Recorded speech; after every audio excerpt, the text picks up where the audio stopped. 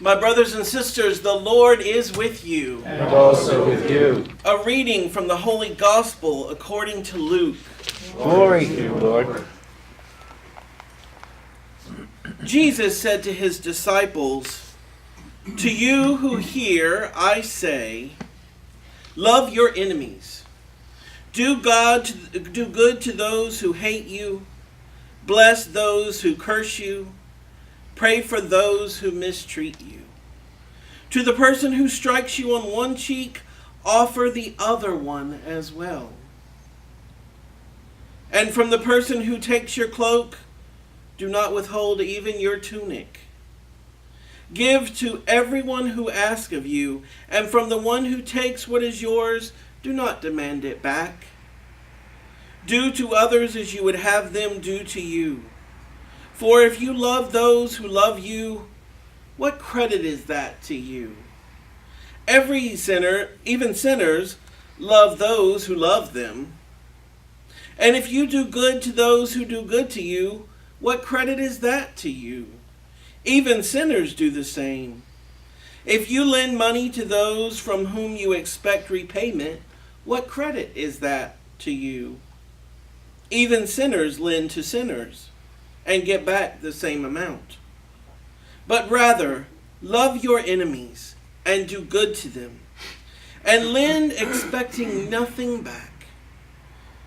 Then your reward will be great, and you will be children of the Most High. For he himself is kind to the ungrateful and the wicked. Be merciful, just as your Father is merciful. Stop judging, and you will not be judged. Stop condemning, and you will not be condemned. Forgive, and you will be forgiven." My brothers and sisters, this is the good news of our salvation.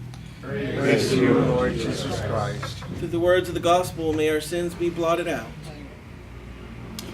When someone hurts us, we just naturally want to hurt them back. I ran across a very cute story about 3 American soldiers in Korea not long after the Korean War. They had hired a local boy to do their housekeeping and cooking. But they were pranksters, practical jokers, and kept making practical jokes at the boy's expense. They nailed his shoes to the floor. He didn't seem to mind. He just got some pliers, pulled out the nails. They greased the knobs on the stove, but he just got a cloth and wiped them clean. Finally, their consciences began to bother them, so they apologized to him. They promised no more practical jokes. The young boy said, "No more nails in shoes?" They said, "That's right." He asked, "No more grease on knobs?" They said, "That's right." He grinned from ear to ear and said, "Okay, me no more spit in soup."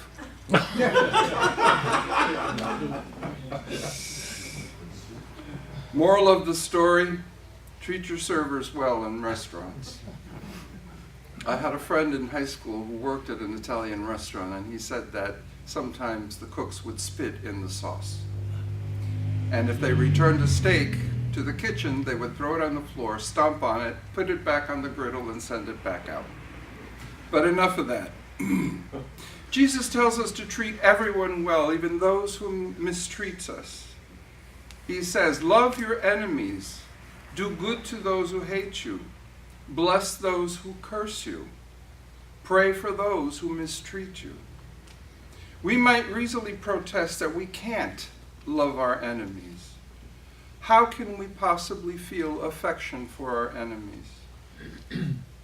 But the New Testament was written in Greek, and the Greek word here used is agape. Agape love doesn't require feeling warm fuzzies and affections. It's more about doing good and not feeling so much affection. It is more about doing than it is about feeling. Jesus makes that clear after telling us to love our enemies. He goes to say, do good to those who hate you. Bless those who curse you. Pray for those who mistreat you.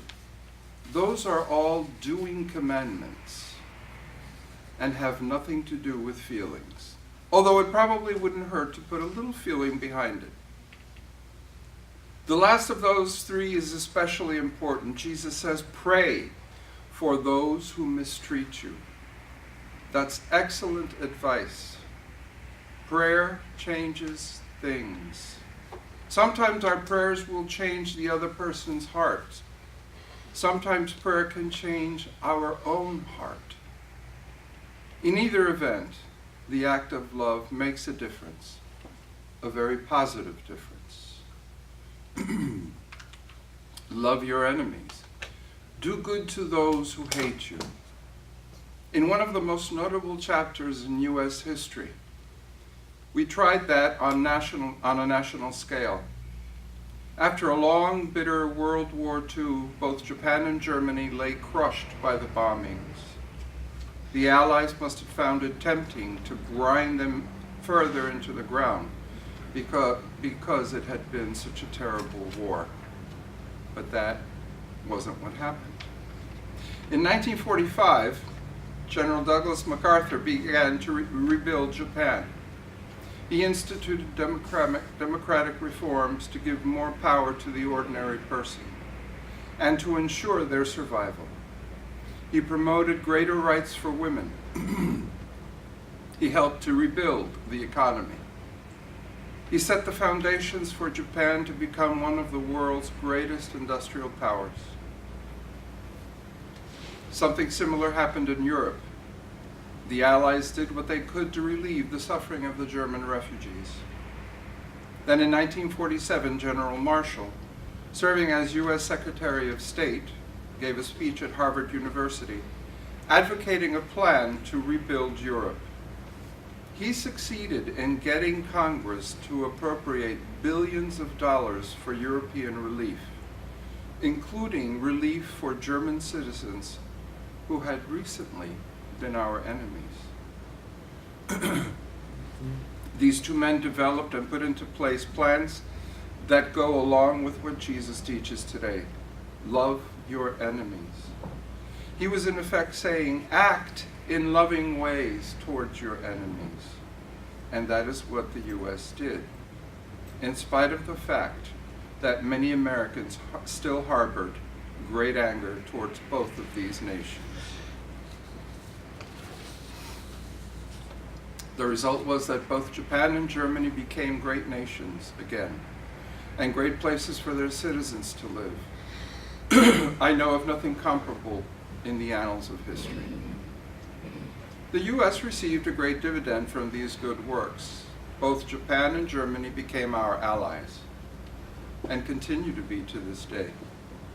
Acting in loving ways to those who had been bitter enemies has paid dividends to all countries involved for decades.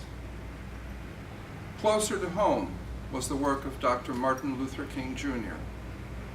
While Lincoln freed the slaves during the Civil War, African Americans continued to suffer the indignities and violence of segregation and prejudice in subsequent decades. In 1954, the Supreme Court ruled that state laws establishing separate schools for whites and blacks were unconstitutional. However, in many places, governors and sheriffs did everything possible to keep things as they had been. Then in Montgomery, the late Rosa Parks refused to give up her seat to a white passenger as required by local law. She was arrested, fired from her job, and even received death threats. But in response, the NAACP organized a bus boycott, a powerful strategy since most of the bus passengers were black. Martin Luther King Jr. emerged as a leader of the black community during that bus boycott. He too received death threats. He was arrested and placed in solitary confinement. He must have been tempted to lash out at those who were causing him so much pain. but he didn't do that. He is known to have said, "I have decided to stick with love.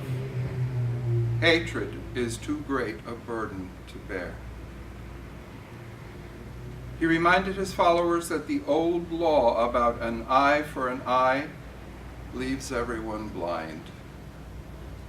Some thought that sticking with love would get him nowhere. Some advocated responding to violence with violence, and some did. But Dr. King insisted that the best strategy was nonviolence.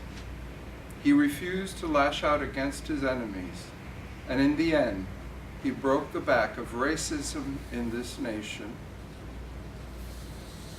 His strategy of acting in love to those who hated him turned out to be the key to the civil rights movement.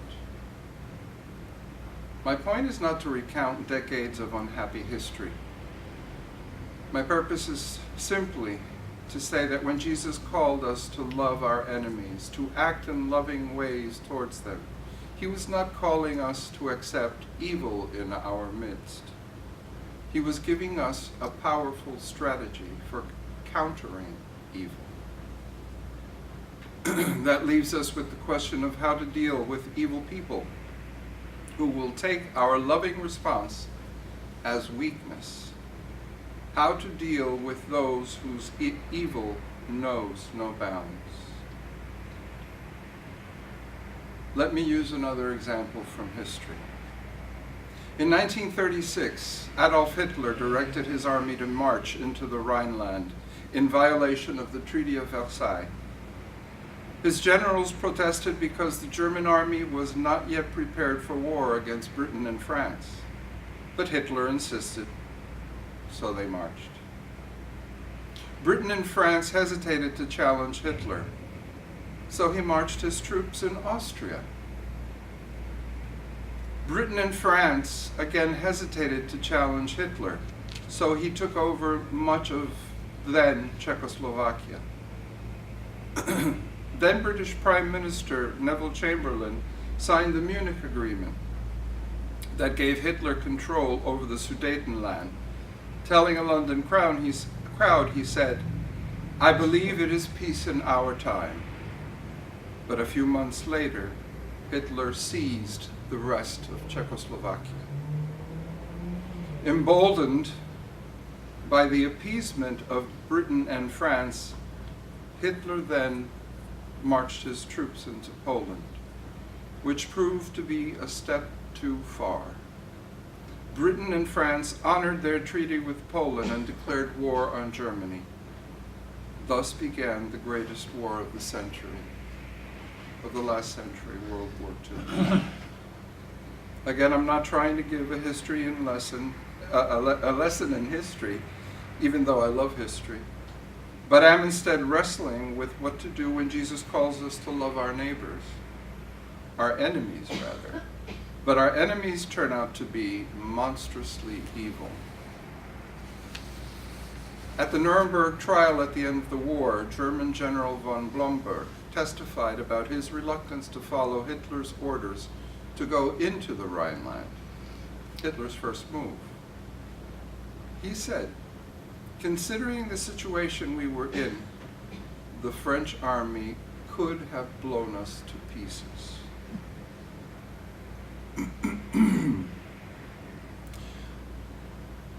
A historian by the name of William Shirer commented that if the French had challenged Hitler at that early stage, that would almost certainly have been the end of Hitler. That leads me to believe that we could have avoided the worst war in human history if only Britain and France had opposed evil sooner. So how do we resolve the conflicts between Jesus' command to love our enemies and the fact that some enemies are so evil that they can be stopped only by force? St. Augustine of Hippo is quoted as saying, and I paraphrase, "The precept, 'Do not resist evil,' was given to prevent us from taking pleasure in revenge, and not to make us neglect our duty to restrain humankind from sin. We live in a fallen world where we must discern the difference between enemies who are truly evil and those who are not. And we need to restrain those committed to doing evil. We need to maintain police forces and military forces to accomplish that, unfortunately. Loving one's enemy may be the most difficult thing in the world, but I will leave you with a quote from Mahatma Gandhi. He said, "Whenever you are confronted with an opponent, conquer him with love. And may true love give you his peace."